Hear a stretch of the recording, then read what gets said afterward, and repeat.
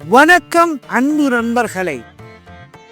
இன்றைய பதிவில் நம் முன்னோர்கள் செய்த பாவம் அல்லது பித்ரு தோஷம் என்பது நம் வாழ்வில் முன்னேற்றத்தை தடுக்கும் ஒரு தடையாக பலராலும் கருதப்படுகிறது.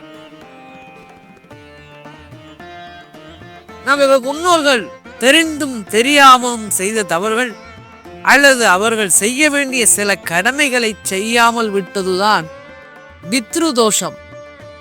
இந்த பித்ரு தோஷம் ஏதோ ஒரு சாபம் என்று நினைத்து நீங்கள் பயன்பட தேவையில்லை. ஒரு செடி வளர அதன் வேர்களுக்கு எப்படி தண்ணீர் ஊற்ற வேண்டுமோ அதுபோல நம் வம்சத்தின் வேர்களான முன்னோர்களை நாம் கவனித்துக் கொள்ள வேண்டும்.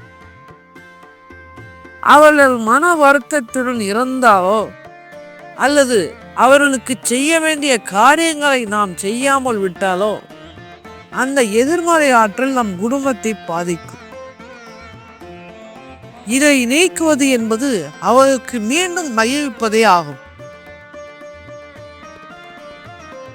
இந்த பாவம் நீங்க நாம் செய்ய வேண்டிய மிக 10 எளிய வழிமுறைகளை பற்றி பார்க்கலாம்.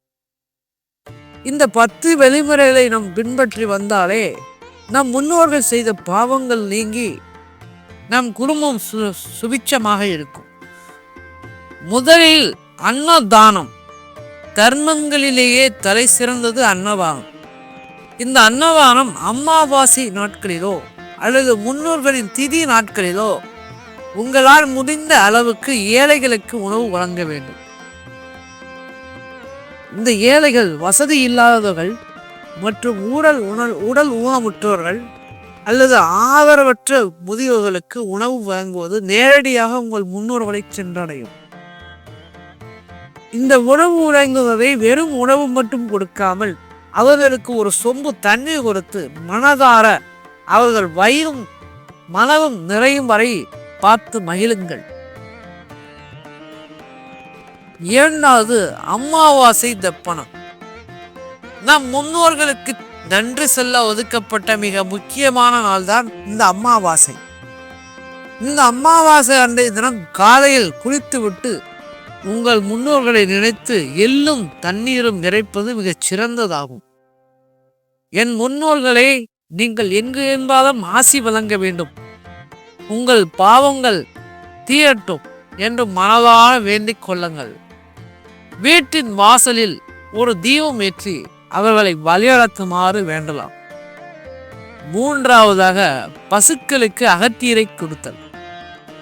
இந்த தர்மத்தில் பசு என்பது அனைத்து தெய்வங்களிடம் இருப்பிடமாக கருதப்படுகிறது. பசுக்களுக்கு கீரை அல்லது பழங்கள் கொடுப்பது பித்ரு தோஷத்தை பெருமளவு குறைக்கும். குறிப்பாக சனிக்கிழமை அல்லது அமாவாசை அன்று பசுவுக்கு உணவு அளிப்பது உங்கள் முன்னோர்களின் ஆன்மாவை சந்திச்சடையும். நான்காவதாக, காகத்திற்கு உணவு வைத்தல்.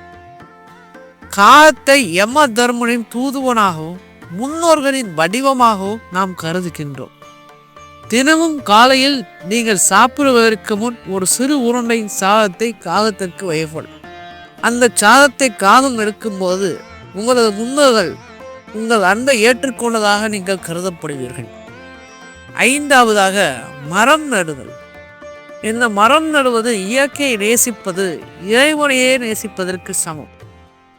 ஒரு ஆலமரம் அல்லது அரச மரத்தை நட்டு அதை வளர்ப்பது என்பது ஒரு வம்சத்தையே வாழ வைப்பது செய்வதாகும். முன்னோர்களின் நினைவாக ஒரு மரக்கன்றை நட்டு அது வளர வளர உங்கள் குடும்பத்தின் கஷ்டங்களும் கரைந்து போகும். மனதளவில் நாம் மாற்ற வேண்டிய மாற்றங்கள். சடங்குகளை விட மன தூய்மை முக்கியம். முன்னோர்கள் செய்த பாவம் நீங்க உங்கள் நடத்தையில் இந்த மாற்றங்களை கொண்டு வாருங்கள்.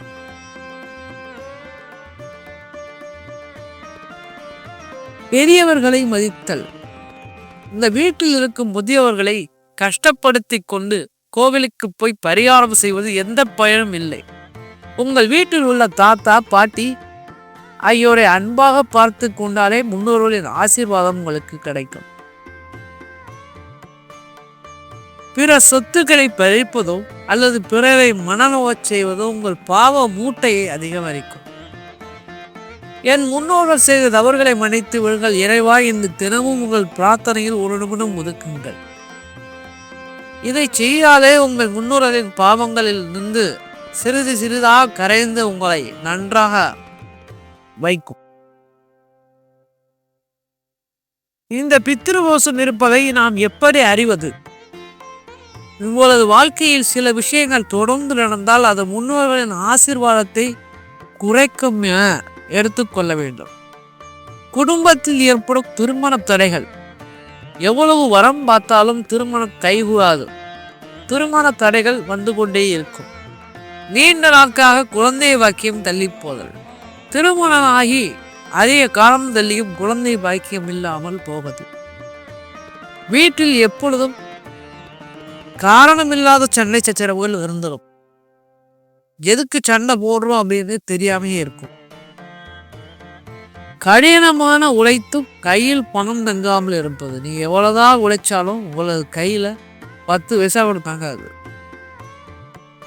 அடிக்கடி தீய கனவுகள் வருவது. உங்கள் கனவுகள் தீய கனவுகள் கெட்ட கனவாக வந்துச்சுன்னா உங்களுக்கு இந்த மாதிரியான பிரச்சனைகள் இருக்கு அப்படின்னு அர்த்தம். இவை இருந்தால் நீங்கள் பயன்பட தேவையில்லை, பயப்பட தேவையில்லை. மேலே சொன்ன தாரா தர்மங்களை செய்தாலே போதும், நிலை மெதுவாக மாறும்.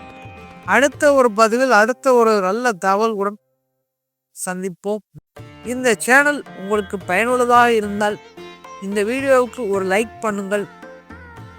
இதை மற்றவர்களுக்கு பகிருங்கள், அவரும் பயன்படட்டும். நமது சேனலை சப்ஸ்கிரைப் செய்து அருகில் உள்ள பெல் பட்டனை அழுத்தி நமக்கு ஆதரவு கொடுங்கள். நன்றி, வணக்கம்.